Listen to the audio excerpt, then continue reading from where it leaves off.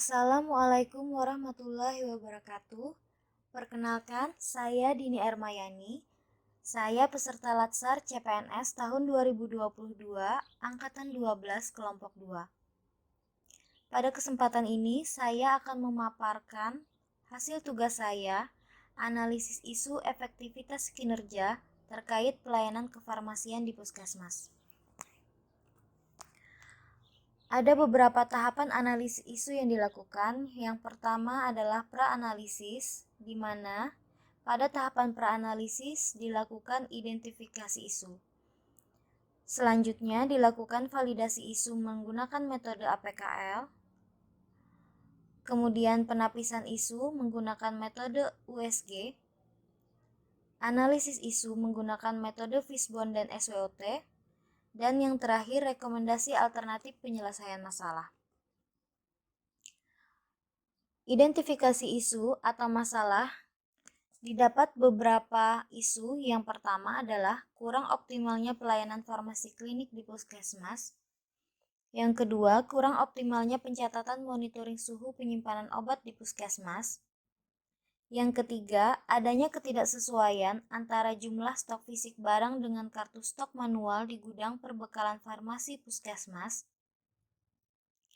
Dan yang keempat, kurangnya tingkat pengetahuan pasien terkait cara penyimpanan obat yang baik dan benar di rumah. Kita masuk ke analisis isu. Pada analisis isu, alat kriteria isu yang digunakan dalam penulisan rancangan aktualisasi ini adalah metode analisis APKL, di mana A adalah aktual, yang berarti benar-benar terjadi dan sedang hangat dibicarakan di dalam masyarakat. P adalah problematik, isu yang memiliki dimensi masalah yang kompleks sehingga perlu dicarikan segera solusinya. K adalah kekhalayakan, yang artinya menyangkut hajat hidup orang banyak. Dan L yang berarti kelayakan, yaitu isu yang masuk akal dan realistis serta relevan untuk dimunculkan inisiatif pemecahan masalahnya.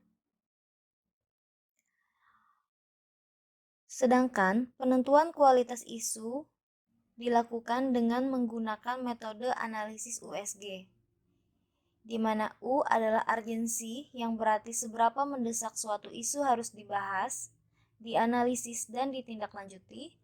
Seriously, yang artinya seriousness, seberapa serius suatu isu harus dibahas dikaitkan dengan akibat yang ditimbulkan. Dan G, growth, seberapa besar kemungkinan memburuknya isu tersebut jika tidak ditangani sebagaimana mestinya. Sebelum masuk ke tahapan analisis isu, terlebih dahulu kita tentukan bobot penetapan kriteria kualitas isu, APKL dan USG. Di mana bobot 5 yang berarti sangat kuat pengaruhnya, bobot 4 kuat pengaruhnya, bobot 3 sedang pengaruhnya, bobot 2 kurang pengaruhnya, dan bobot 1 sangat kurang pengaruhnya. Pada matriks penilaian kualitas isu dengan metode analisis APKL, didapat bobot tertinggi, yaitu kurang optimalnya pelayanan farmasi klinik di puskesmas, dan selanjutnya yang terendah, yaitu dengan bobot 14, adanya ketidaksesuaian antara jumlah stok fisik barang dengan kartu stok manual di gudang perbekalan farmasi puskesmas. Dari metode analisis APKL, didapat 3 skor tertinggi. 3 skor tertinggi ini akan kembali kita lakukan penilaian menggunakan metode analisis USG, di mana didapat prioritas isu yang tertinggi, yaitu kurang optimalnya pelayanan farmasi klinik di puskesmas dengan jumlah skor 14.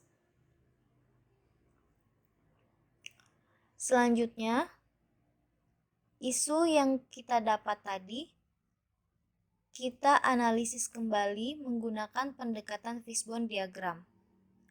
Pada fish bone diagram terdapat sebab akibat, yang mana ada beberapa sebab dari isu yang kita angkat, diantaranya adalah yaitu tenaga kefarmasian yang masih kurang. Kemudian ada material, tidak ada leaflet, brosur terkait informasi obat. Kemudian prasarana tempat penerimaan resep dan penyerahan masih satu loket.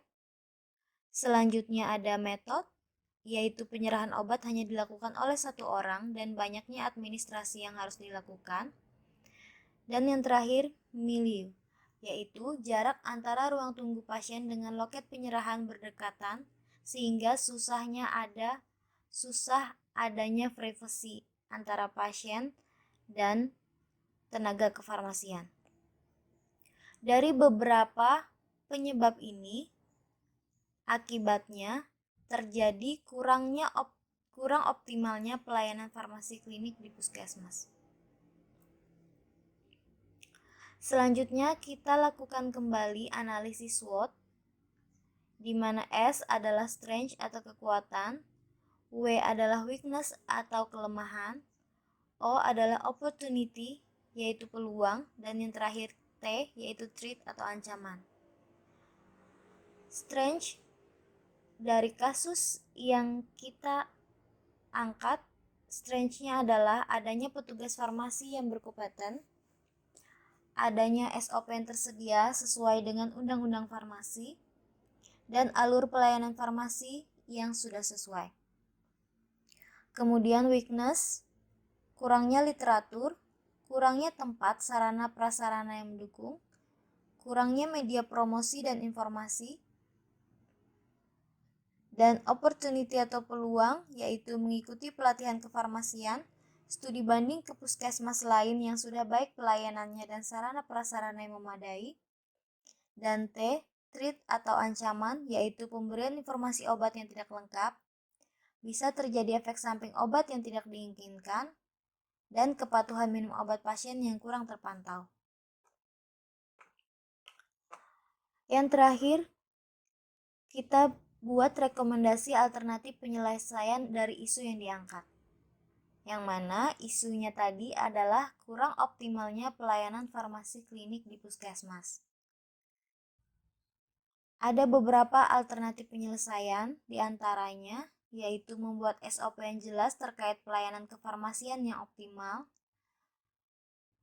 kemudian melengkapi sarana prasarana penunjang jalannya pelayanan klinis kefarmasian, dan membuat media informasi tentang informasi obat.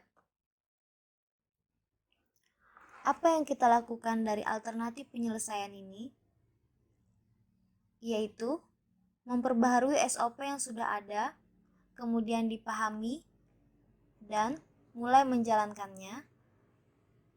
Selanjutnya, dilengkapinya sarana prasarana penunjang seperti ruang khusus untuk konsultasi obat, dan dibedakannya loket penyerahan dengan ruang konsultasi terkait permasalahan penggunaan obat.